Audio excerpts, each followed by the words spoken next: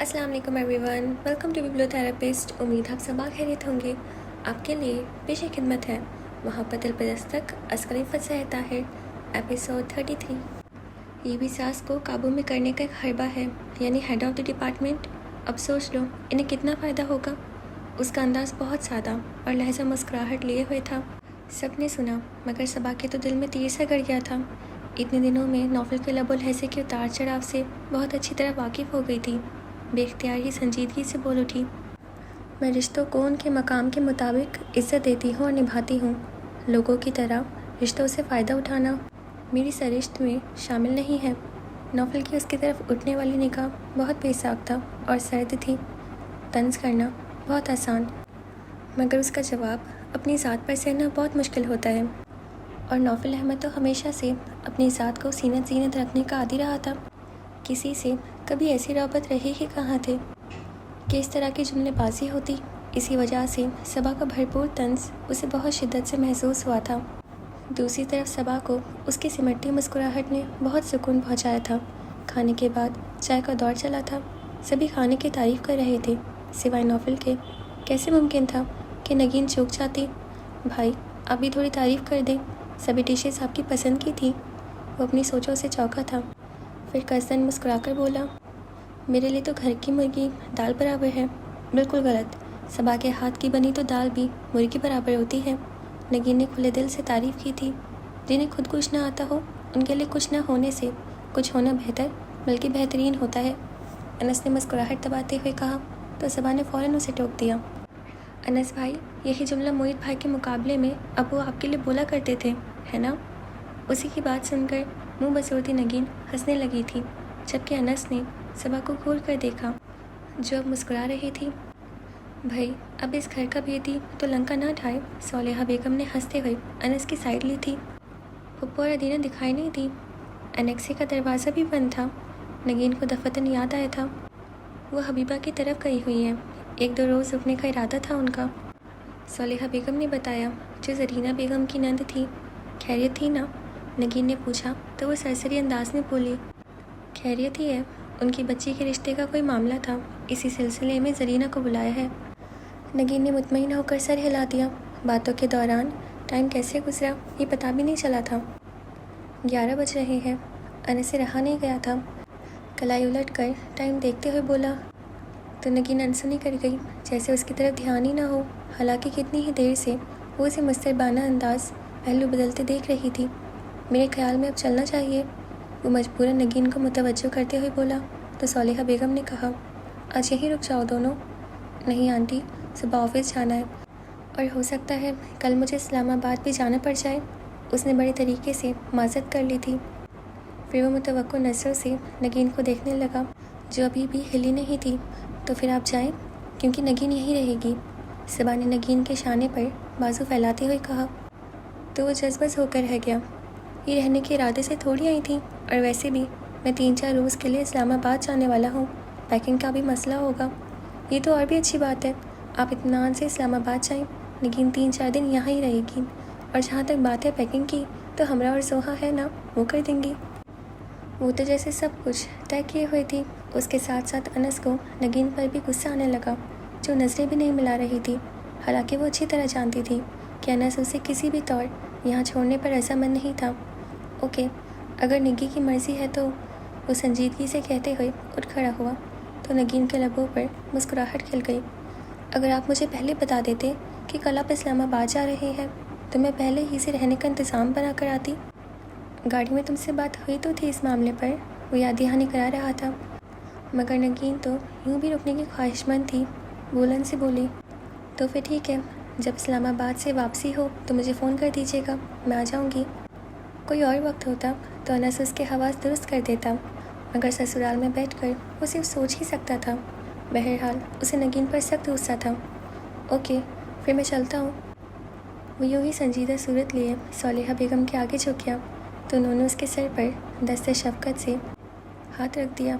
Naufal से बगलगीर होने के बाद वो सबा से मिला, मगर पोर्च में पहुँचने, गाड़ी में बैठने और फिर गेट से बाहर निकलने तक खुले से भी उसने नगीन की तरफ नहीं देखा था, जो उसकी गैर मुतवक्को खामोशी और संजीदगी पर गौर ही करती रह गई थी। یہ زوہا کدھر ہے؟ ہمرا کو کچن میں چائے بناتے دیکھ کر چچی جان نے حیرت سے پوچھا تھا کہ ابھی کچھ دیر پہلے وہ زوہا کو شام کی چائے بنانے کا کہہ کر گئی تھیں اور اب زوہا بھی غائب تھی۔ وہ تو اپنے کمرے میں ہے، کہہ رہی تھی کہ انہیں اپنی وارڈروب سیٹ کرنی ہے۔ ہمرا نے کہتے ہوئے چائے دم پر رکھی تھی۔ وہ سر ہلا کر زوہا کے کمرے کی طرف بڑھ گئی اور حسب توقع اسے بستر پر دراز پا کر انہیں سخت غصہ آیا تھا۔ میں نے تمہیں چائے بنانے کا کہا تھا اور تم یہاں آرام فرما رہی ہو۔ مجھے کچھ کام کرنا تھا، اس لیے وہ کھوگی سے کہتی اٹھ بیٹھی تھی۔ ان کی تیوری کے بل اور گہرے ہو گئے۔ ایک چائے تو بنائی نہیں گئی تم سے، اور کون سے کام نپٹانے تھے جو بستر پر لیٹ کر نپٹا رہی ہو؟ اوفو امی، ہمرا بناتے رہی ہے چائے، وہ اکتا کر بولی تو انہوں نے تیز لہجے میں کہا، ہمرا تو بنا ہی لے گی، اس سے پہلے صبا نے اپنے سلیقے سے سارا گھر سنبھالا ہوا تھا۔ مجھے حسرت ہی رہے گی کہ تم بھی کچھ سنوار لو۔ ایک چائے بنا لینے سے کیا سنور جائے گا بھلا؟ تمہاری زندگی تو سنور جائے گی۔ زوہا جیسے دفتن ہی ان کی ناراضگی کا مطلب پا گئی۔ میں جیسی ہوں ویسی ہی بہت اچھی ہوں، میرا یوں بھی بہت اچھا گزارا ہو جائے گا، وہ تیکھے لہجے میں بولی تھی۔ فضول باتیں مت کرو، کچھ عرصے میں شادی ہو جائے گی اور روٹی تک ڈالنی نہیں آتی تمہیں۔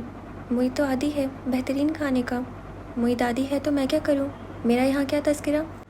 اس کے تیز لہجے پر وہ ناپسندیدگی سے اسے ٹوک گئی۔ تمہیں ان سب باتوں کا پتہ ہونا چاہیے کہ موئی کو کیا پسند ہے اور کیا نہیں، اس سے رشتہ طے ہو رہا ہے تمہارا۔ مجھے اس کے متعلق یہ حساب کتاب رکھنے کی کوئی ضرورت نہیں، اور آپ لوگ بھی خواہ رشتوں کا جوڑ توڑ مت کریں۔ میں جیسی بھی ہوں اچھی ہوں، کسی کے لیے بدل نہیں جاؤں گی۔ اس کے سامنے بیٹھتے ہوئے وہ غصے سے بھرے انداز میں بولی، کیا مطلب ہے تمہارا؟ کون سے خواہ کے رشتے ہیں؟ آپ کو کم از کم مجھ سے تو پوچھنا چاہیے تھا، وہ ابھی بھی ناگواری سے کہہ رہی تھی۔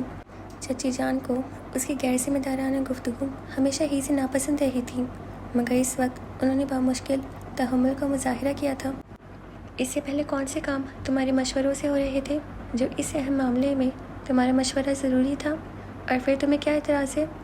کیوں مجھے کون سا مسٹر پرفیکٹ سے بیاہ رہے ہیں آپ لوگ کہ مجھے کوئی اعتراض نہیں ہوگا؟ آپ تائی جان سے انکار کر دیں بس، اس نے اپنے مخصوص لٹ مار انداز میں کہا۔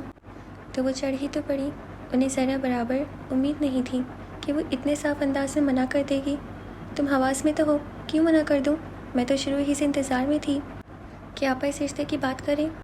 ان کی بات نے زوہا کو سر تپا سلگا دیا تھا۔ ایسے کون سے ہیرے جڑے ہیں اس میں، یا میں ہی اتنی فالتو ہوں کہ آپ اس شخص کے انتظار میں دن گن رہی تھی؟ وہ جھٹک کر رہ گئی۔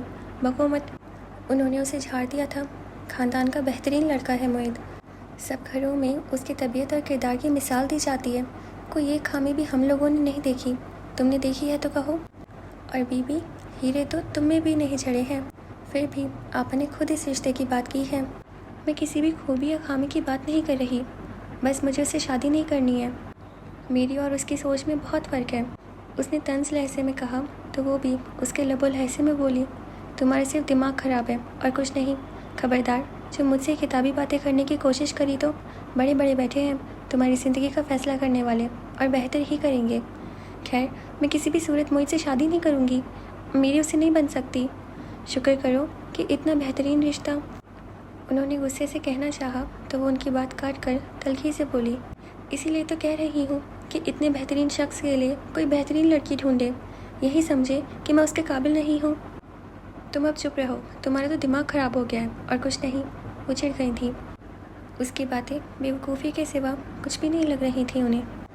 میں یوں ہی نہیں کہہ رہی امی، یہ واقعی سچ ہے، آپ معید سے پوچھ لیں۔ وہ صرف تائی جان کی فرما برداری میں اس رشتے پر حامی بھر رہا ہے، ہم دونوں کے خیالات میں بلکہ ہر چیز میں زمین آسمان کا فرق ہے۔ وہ زچ ہو گئی تھی۔ اس کا خیال تھا کہ امی کچھ سوچنے پر مجبور ہو جائیں، مگر ادھر تو لگ رہا تھا کہ وہ جانے کب سے اس رشتے کی راہ تک رہی تھی۔ اس میں سے کون سی نئی بات ہے؟ میاں بیوی کے درمیان آہستہ آہستہ ہی ایک دن جاننے اور سمجھنے کا عمل وقوع پذیر ہوتا ہے، نہ کہ خدا اوپر ہی سے ذہنی مطالبات کر کے بھیجتا ہے۔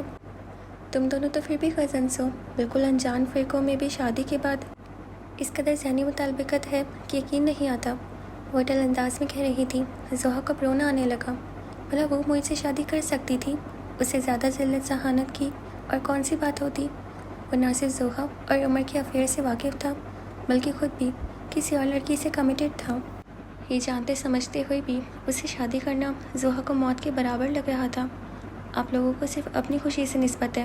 میری مرضی، میری خوشی کی کسی کو پرواہ ہی نہیں. میں کسی طور بھی اس رشتے پر راضی نہیں ہوں. واسو بہانے لگی تھی.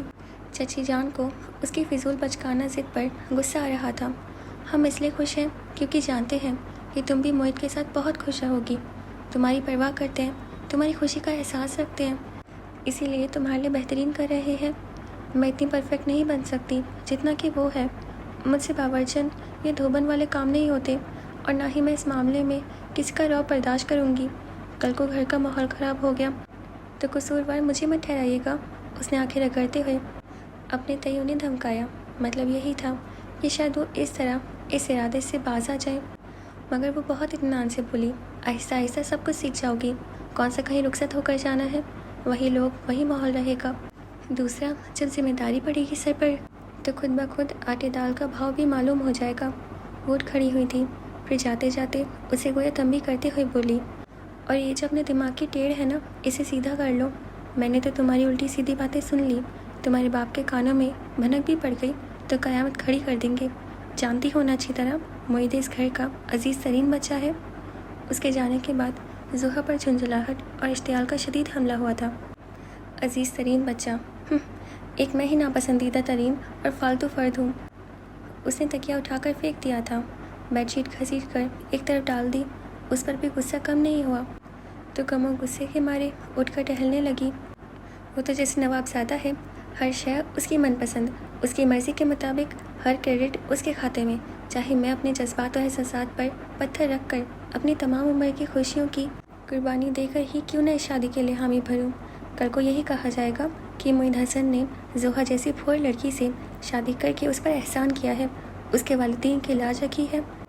وہ کیا چاہتے ہیں کہ دکھ سہے بے فاختہ اور انڈے کھائے کوے میاں، مگر میں ایسا کبھی ہونے نہیں دوں گی. معید حسن، تمہاری بننے بچے والا امیج میں تہس نہس کر دوں گی. ابھی تمہارا زوہا میرے سے واسطہ نہیں پڑا. تمہاری ساری فرما برداری دھری کی دھری نہ رہ گئی تو میرا نام بھی زوہا میر نہیں. وہ بڑی مشکمانہ انداز میں سوچ رہی تھی. وہ گھر پہنچا تو بھی اس کا موڈ بگڑا ہوا تھا. نگین نہیں آئی؟ تائی جان نے یوں ہی پوچھ لیا تھا. صبا نے روک لیا. اسے حالانکہ پتہ بھی تھا کہ میں کل اسلام آباد جا رہا ہوں. اسے تو موقع چاہیے تھا دل کی بھڑاس نکالنے کا. بدمزگی سے بولا تو وہ اطمینان سے کہنے لگی، اچھا ہے، اس کا دل چاہ رہا ہوگا نگین سے بات کرنے کو. خود تو وہ کم ہی آ پاتی ہے. تو اس کا یہ مطلب تو نہیں ہوا کہ میری بیوی پر قبضہ کر لے وہ لوگ. وہ سر جھٹک کر بولا تو وہ ہنسی. وہ بیٹی ہے اس گھر کی. تمہاری بیوی ہونے کے بعد اس گھر سے رشتہ ٹوٹ تو نہیں گیا اس کا. خود تو صبا آتی نہیں ہے. اسے اتنے دھڑلے سے روک لیا. میں نے کہا بھی کہ مجھے پیکنگ کا مسئلہ ہوگا. وہ خفیف سی جھلاہٹ کے ساتھ کہہ رہا تھا، لو بھلا اس سے پہلے کبھی کوئی مسئلہ ہوا ہے تمہیں؟ بہنوں میں سے کوئی کرتی کی پیکنگ؟ اور تم بھی کون سا اتنا زیادہ سامان ساتھ لے جاتے ہو؟ بیوی پر اتنی زیادہ پابندی بھی اچھی نہیں ہوتی. پہلی بار تو وہ رہنے گئی ہے. تائی جان نے سے گھرکا، مگر اس کا موڈ نہیں بدلا تھا. اسے رہ رہ کر اس پر غصہ آ رہا تھا جو اس کے خیالات سے واقف ہونے کے باوجود اتنے آرام سے وہاں رہنے کے لیے مان گئی تھی. ہمراہ اور زوہا تو سو گئی ہیں. چلو مجھے بتاؤ کون کون سی چیزیں پیک کرنی ہیں، میں کر دیتی ہوں. انہوں نے مصلحانہ انداز میں کہا تو وہ انہیں روک گیا. آپ سو جائیں جا کر، صبح دیکھی جائے گی. یوں بھی کون سا منہ اندھیرے نکالنا ہے. 9 بجے تک کا ٹائم ہوگا، تب دیکھ لیجیے گا. جیسی تمہاری مرضی. وہ اپنے کمرے میں چلی گئی. چند لمحے وہیں کھڑے رہنے کے بعد وہ بھی ڈھیلے ڈھالے انداز میں اپنے کمرے کی طرف آ گیا. لائٹ آن کر کے پلٹا تو ٹھٹک سا گیا. یہ تنہائی کتنی عجیب لگ رہی تھی. حالانکہ وہ شروع ہی سے اس کمرے میں رہتا چلا آ رہا تھا. ان چند مہینوں میں اس دشمن جان نے جیسے اپنا عادی ہی کر لیا تھا. کس قدر ویران سا لگ رہا تھا یہ کمرہ، جیسے کوئی بہت بڑی کمی واقعی ہو گئی ہو. وہ بستر پر بیٹھ کر جوتے اتارنے لگا. فضا میں نگین کے استعمال شدہ پرفیوم اور کاسمیٹکس کی خوشبو ابھی بھی باقی تھی. یوں لگ رہا تھا ابھی کہیں سے وہ چوڑیاں کھنکاتی ہنستی ہوئی اس کے ساتھ آ جائے گی. خود سے منسلک چیزوں سے متعلق وہ ہمیشہ ہی سے بہت ٹچی رہا تھا، اور یہ تو ایک جیتی جاگتی ہستی کا معاملہ تھا جس کے ساتھ دل و روح کا اٹوٹ رشتہ جڑا تھا. وہ کیوں جھنجھلاہٹ کا شکار نہ ہوتا؟ آئندہ کبھی میرے بغیر وہاں رکے تو دیکھنا. وہ مغلوب سے جذبات کے زیر اثر بہت جذباتیت سے سوچ رہا تھا، اور یہ تو قطعی بات تھی کہ وہ اب کبھی نگین کو کہیں رہنے کی اجازت دینے والا نہیں تھا، چاہے کوئی ناراض ہی ہوتا رہے. بس میں اپنی بیوی کے بغیر ایک دن بھی نہیں رہ سکتا۔ اس نے اٹل انداز میں فیصلہ کر لیا تھا۔ جذباتیت کے زیر اثر وہ یہ بات بھول رہا تھا کہ نگین اس کی محبوبہ نہیں بلکہ بیوی تھی، جو بہت سے معاشرتی رشتوں میں بندھی ہوئی تھی جنہیں نبھانا اس کے لیے لازم تھا۔ وہ کسی عاشق کی طرح ہر گھڑی اسے اپنی طرف ملتفت دیکھنے کا متمنی تھا۔ اس رات وہ بہت بے چین نیند سویا تھا۔ وہ صالحہ بیگم کو ان کے بستر پر لٹا کر آئی تو نگین اور نوفل باتوں میں مصروف تھے۔ واٹ اے سرپرائز صبا، تم نے انہیں ماڈلنگ کی اجازت دے کیسے دی؟ نگین کا بے چینی کے تہیے میں ریپر میں لپٹا سوال اس قدر غیر متوقع تھا کہ وہ اس کے پاس بیٹھی گڑبڑا سی گئی، پھر قدرے سنبھل کر سنجیدگی بھری لاپرواہی سے بولی، انہوں نے مجھ سے ایسی کوئی اجازت نہیں لی، یہ ان کا ذاتی فیصلہ ہے۔ نگین کو اسے اس جواب کی توقع نہیں تھی، سو وہ شوقی نظروں سے نوفل کو دیکھنے لگی جو صوفے سے ٹیک لگائے کارپیٹ پر نیم دراز تھا۔ مسکراہٹ دباتے ہوئے بولا، سو واٹ نگی، میں کون سے دوسری شادی کرنے جا رہا ہوں جو ان کی اجازت؟ اسٹاپ اٹ بھائی۔ وہ یک بار کی تیز لہجے میں اسے ٹوک گئی تھی۔ ڈونٹ وری نگین، جو کچھ نہ کر سکتے ہوں وہ صرف باتیں ہی کرتے ہیں۔ صبا کا لہجہ تذلیل اور انداز پر سکون تھا۔ نوفل کی ہنسی سمٹنے میں ایک پل بھی نہیں لگا۔ اس کی سلگتی نگاہ کی تپش صبا نے اپنے چہرے پر بہت واضح طور پر محسوس کی تھی اور اپنا اطمینان بھی۔ نگین ہنسنے لگی، یہ تو تم نے بالکل صحیح کہا، ابھی تو شروعات ہے، اس بحر بکرا میں پاؤں تو دھونے دو، پھر دیکھنا میری سوئمنگ۔ نوفل کا لب و لہجہ بہت بشاشت بھرا تھا مگر تاثر میں سرد مہری تھی۔ ویسے بہت بری بات ہے بھائی، آپ کو صبا سے اس سلسلے میں اجازت ضرور لینی چاہیے تھی، چاہے کیسی فیلڈ ہے یہ۔ نگین نے سنجیدہ ہوتے ہوئے کہا تو صبا اندر ہی اندر کڑ کر رہ گئی۔ رکھا تو ہوا ہے انہوں نے ایک قانونی مشیر ظالے آفریدی کی شکل میں۔ کم آن نگین، تم کیوں پریشان ہو رہی ہو؟ انہیں اپنی حدود کا اچھی طرح پتہ ہے۔ اس نے بات سمیٹنا چاہی تھی، پھر بھی میاں بیوی کو ہر فیصلہ باہم مل کر کرنا چاہیے تاکہ کل کو صرف ایک پر بات نہ آئے۔ نگین اپنی بات پر اڑی تھی اور خود صبا کون سا نوفل کے اس فیصلے پر بہت خوش تھی۔ اس کا بس چلتا تو وہ ظالے آفریدی کی ایڈورٹائزنگ کمپنی کو لپیٹ لپاٹ کر واپس نیو یارک ایکسپورٹ کر دیتی۔ تم عورتوں کی سوچ بہت محدود ہوتی ہے بھائی، یہ تو زمانہ ہی ایڈورٹائزنگ کا ہے، وہ نگین کو ستانے والے انداز میں کہہ رہا تھا۔ تبھی جانے صبا کے ذہن میں کیا سمائی، سرسری انداز میں بولی، میں بھی سوچ رہی ہوں کہ ان کے ساتھ ایک آدھ ایڈ کر ہی لوں، مجھے بھی آفر کی تھی انہوں نے، بلکہ بقول ان کے فوٹوگرافر کے بڑا فوٹوجینک چہرہ ہے میرا۔ نوفل کے تاثرات پل بھر میں ہی بدل گئے تھے۔ نگین لطف لینے والے انداز میں بولی، چلو بھائی آپ دونوں تو گئے کام سے، یعنی ایک ناشد دو شد۔ اس کے بعد باتوں کا رخ بدل گیا تو نوفل تھکن کا اثر پیش کرتا اٹھ گیا۔ تم بھی تھک گئی ہوں گی، سو جاؤ اب، صبا نے کہا تو وہ منہ بنا کر بولی، قسم سے بالکل بھی نیند نہیں آ رہی، حالانکہ گھر میں 9 بجے کے بعد اپنے کمرے سے باہر ہی نہیں نکلتی، میاں کی عادی ہو رہی ہوں گی۔ صبا مسکرا دی تو وہ ایمانداری سے بولی، سچی کہہ رہی ہوں، پہلی مرتبہ ان کے بغیر رہنے آئی ہوں نا، اس لیے کمرے میں جانے کا دل ہی نہیں کر رہا۔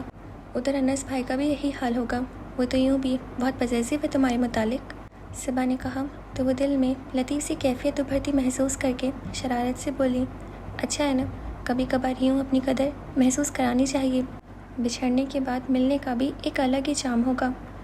اچھی سوچ ہے، صبا ہنستی تھی۔ کیا خیال ہے پھر کل تم بھی مئی کے روانہ ہو جاؤ، نوفل بھائی تو انس سے زیادہ پوزیسو لگتے ہیں، 2 دن میں مجنوں بن جائیں گے، وہ اسے اکسانے والے انداز میں بولی تو صبا کے دل میں ایک ٹی سی اٹھنے لگی۔ بہت سی محبتوں، شفقتوں اور ناز براریوں کو اس نے برتا تھا، مگر کس قدر اچھوتی اور الوہی تھی یہ الفت جس کا اظہار شوہر کی طرف سے ہوتا ہے، جو عورت کو خود ہی کی نہیں بلکہ سب کی نظر میں معتبر کر دیتا ہے۔ یہ وہی محبت اور احترام ہے جو کسی بھی فیملی میں عورت کا مقام متعین کرتا ہے۔ شوہر کی منظور نظر اگر گھر والوں کی ناپسندیدہ بھی ہو تو بھی گھر میں اس کے قدم مضبوط ہوتے ہیں۔ یوں ہی نہیں کہا جاتا کہ سہاگن وہی جو پیا من بھائے۔ کیا اب اس محبت کو برتنا کبھی بھی میرا نصیب نہیں بنے گا؟ وہ بدقت مسکرائی۔ خیر اب ایسی بھی لوٹ نہیں مچی ہوئی، میں کہاں کی لیلا ہوں کہ تمہارے بھائی میرے پیچھے مجنوں ہو جائے؟ یہ تو تم ان سے پوچھو، سنائی نہیں انہوں نے اپنی بے قراریوں کی داستاں؟ جناب پہلی نظر کی محبت کا شکار بنے تھے شاید، تبھی تو اتنے عرصے تک انتظار کرانے کے بعد تمہیں دیکھتے ہی شادی کے لیے ہاں کر دی انہوں نے۔ نگین اسے چھیڑ رہی تھی مگر اس نے اپنے دل میں فقط درد کی لہریں پھیلتی محسوس کی تھیں۔ ہاں، سنائی تھی مجھے اپنے دل ہارنے کی داستان۔ 14 طبق روشن کر دیے تھے میرے دل کے زخم، پھر سے لو دینے لگے تھے۔ اسے پھر سے کسی مہربان شانے کی طلب محسوس ہونے لگی تھی۔ کوئی تو ہو میرے دل کے زخموں پر اپنی مسیحائی کے فاہے رکھے۔ اس کا مطلب ہے کہ تمہیں یہاں روک کر میں کباب میں ہڈی کا کام سر انجام دے رہی ہوں۔ جاؤ بھائی جاؤ، تمہارا بہت بے صبری سے انتظار کیا جا رہا ہوگا، نگین نے سانس بھرتے ہوئے کہا۔ واضح شرارت کے ساتھ کہا تو اس کے ہاتھ پر ہلکی سی چپت لگاتی اٹھ کھڑی ہوئی۔ ان کے صبر و ضبط کا تمہیں اندازہ نہیں ہے، اور میں واقعی اب جاؤں گی کیونکہ صبح کی نماز کے لیے اٹھنا ہوتا ہے، وہ کہتے ہوئے بات بدل گئی تھی۔ پتہ نہیں آج مجھے نیند آئے گی یا نہیں، نگین کو یک لگتی احساس تنہائی نے گھیرا تو وہ بے ساختہ مسکرا دی۔ آپ نے میری عادتیں کتنی بگاڑ دی انس۔ وہ کمرے میں پہنچی تو خلاف توقع نوفل کو جاگتے پایا۔ رات کے اس پہر اسے سگریٹ کا دھواں اڑاتے دیکھ کر صبا کی جان جل گئی تھی۔ یہ کام کمرے سے باہر بھی بہترین طریقے سے ہو سکتا ہے، ضروری تو نہیں کہ اپنے ساتھ ساتھ اب کسی کی صحت سے بھی کھیلا جائے۔ سنجیدہ لب الہجے میں ناپسندیدگی کی واضح جھلک تھی۔ وہ تیکھی نظروں سے اسے دیکھنے لگا جو وارڈروب میں سے اپنا نائٹ سوٹ نکال رہی تھی۔ سمجھوتے میں بہت کچھ برداشت کرنا پڑتا ہے۔ اس کے سرد لب الہجے نے صبا کے ہاتھوں کو ایک سیکنڈ کے لیے ساکت کیا تھا، پھر وہ کپڑے لیے کچھ کہے بنا واش روم میں چلی گئی۔ لب بھیجتے ہوئے نوفل نے جلتا سگریٹ پانی سے بھرے گلاس میں پھینک دیا تو وہ ہلکی سی آواز کے ساتھ بجھ گیا۔ نوفل کی پیشانی پرشکن تھی۔ وہ چہرہ دھو کر دوپٹے سے خشک کرتی واش روم سے نکلی تھی، پھر لائٹ آف کر کے بستر پر آ گئی۔ وہ ہنوز بیک گراؤنڈ سے ٹیک لگائے بیٹھا تھا۔ صبا کو الجھن سی ہونے لگی۔ نائٹ بلب کی نیل کو میں وہ اس کے تاثرات تو نہیں دیکھ پا رہی تھی، مگر اتنا ضرور سمجھ رہی تھی کہ اس کا موڈ کچھ بہتر تو نہیں تھا، ورنہ اس سے پہلے تو لائٹ آف ہوتے ہی صبح سے پہلے کروٹ بدل کر سونے کی تیاری کرنے لگتا تھا۔ سر جھٹک کر ذہن کو سوچوں سے پاک کرتے ہوئے وہ اپنی جگہ پر لیٹ گئی۔ تبھی ٹیوب لائٹ کی روشنی نے دفتن اس کی آنکھیں چندھیا دی۔ اس نے چونک کر دیکھا تو نوفل تھا۔ کیا ہوا؟ بے ساختہ اس کے ہونٹوں سے پھسلا تھا۔ اتنی جلدی کیا ہے سونے کی؟ پہلے کچھ وضاحت تو کر دیں اپنے اسٹیٹمنٹ کی، وہ بڑے انداز میں کہتا اپنی جگہ پھر سے براجمان ہو گیا تھا۔ کیا مطلب ہے آپ کا؟ کون سا اسٹیٹمنٹ؟ اس کے لہجے کے ساتھ ساتھ آنکھوں میں بھی تحیر اتر آیا تھا۔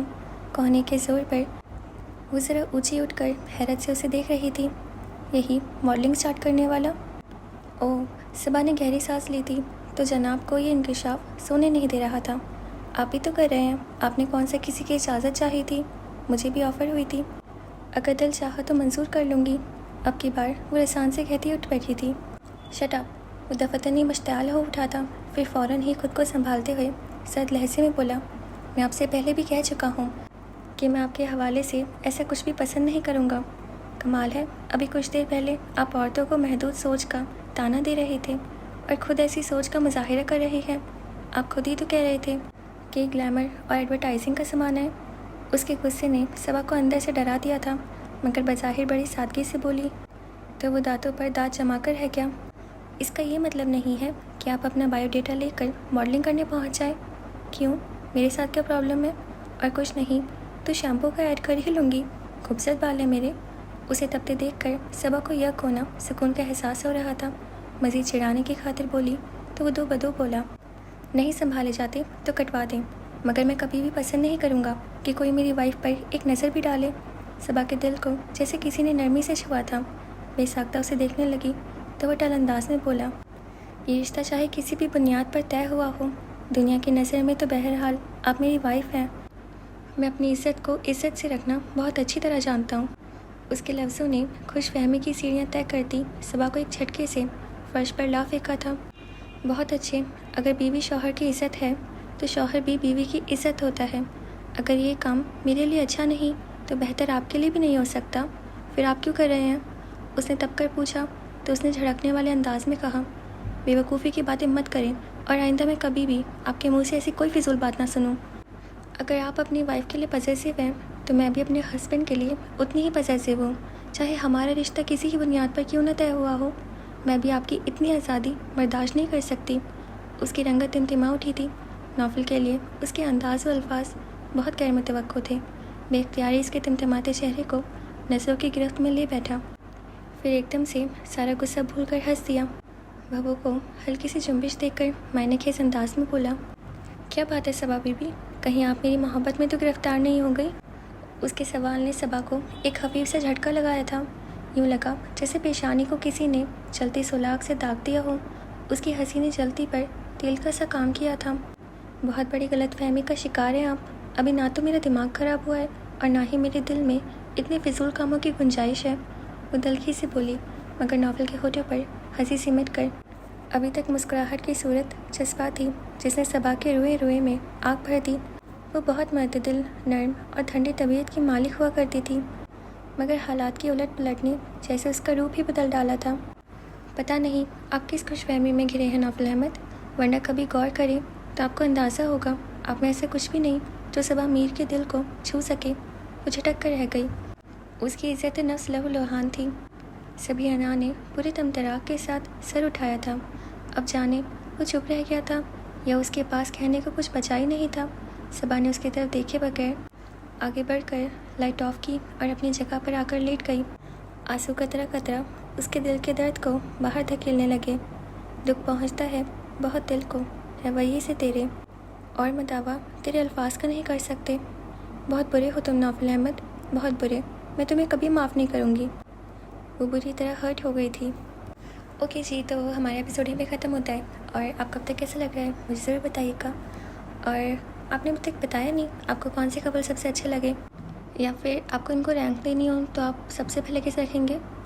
और अगर मेरी बात करें तो मैं तो सबको फर्स्ट दूँगी क्योंकि मुझे सारे पसंद हैं, मैं किसी को चूज़ नहीं कर सकती। और मुझे सबकी स्टोरी अभी तक बहुत अच्छी लग रही है। और आज के एपिसोड में पता है मेरी फेवरेट लाइन क्या थी? वो एक लाइन नहीं आई थी जिसमें लिखा था हाँ, नौफल के लिए उसके अंदाज़ और अल्फाज बहुत गर्म तवक्को थे। बेख्तियार ही उसके टिमटिमाते चेहरे को नज़रों की गिरफ्त में ले बैठा, फिर एकदम से सारा गुस्सा भूल कर हंस दिया। मुझे ये लाइन बहुत अच्छी लगी। और आपको आज के एपिसोड में सबसे अच्छा क्या लगा मुझे ज़रूर बताइएगा। और मुझे इस चीज़ लिए लगी क्योंकि वो गुस्सा था उस पर, और उसको कितना मतलब अपने लिए कुछ और रूल्स और उसके लिए कुछ और रूल्स, और मतलब ऐसा वाइफ वैसे करता है ना। और वो वाली लाइन भी मुझे अच्छी लगी थी कि आपको अच्छा नहीं लगता तो आप अपने बाल कटवा दें, लेकिन मुझे अच्छा नहीं लगेगा कि कोई और देखे। है वो इतना बुरा भी नहीं है जितना बुरा वो बनता है। मुझे वो दोनों पागल लगते हैं क्योंकि वो बात तो करते नहीं है और सिर्फ लड़ते रहते हैं। चलिए तो अब हम कल देखेंगे कि आगे क्या होगा। और आप प्लीज़ हमारे चैनल को सब्सक्राइब कर दीजिए और हमारे इंस्टाग्राम को फॉलो कर लीजिए। और आप अपना ख्याल रखिएगा। खुदा हाफिज़।